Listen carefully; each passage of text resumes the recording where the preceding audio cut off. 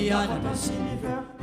mifaly samy miravo samy tantanan'ny avo samy manatrik'entoana Sarasara ambaka tompoko izany Arahaban'Andriana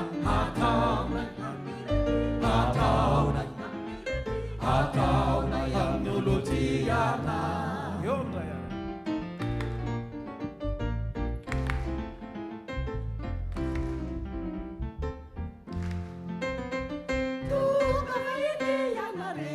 Tonga vahiny ianareo Hitondra ny hafatra sy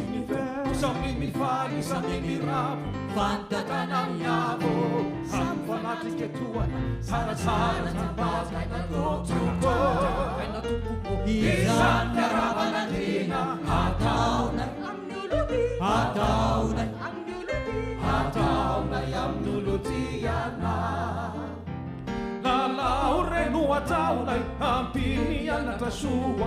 atao voankazoanana ny mangidy re aloavy ao ny mamikosa telemo aiza mifitiny tsara ototsy misosiny anjara aiza mifitiny tsara ototo misosiny anjara oya mizay riamanina oya mizay riamanina Family fitiya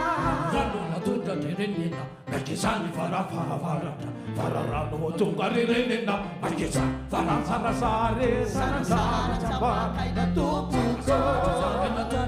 izany Arahaban'Andriana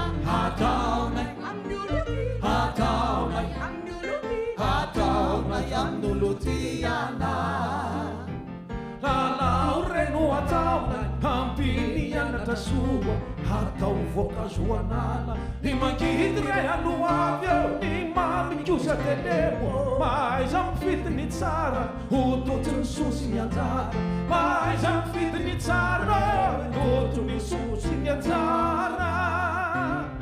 Arvoya misaka jamanina Arvoya misaka jamanina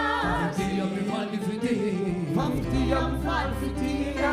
Ranona tonga direnena Nakizany rahavarata Vararano tonga direnena Nakizany Sarasara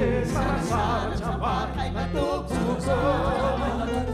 izany Arahaban'Andriana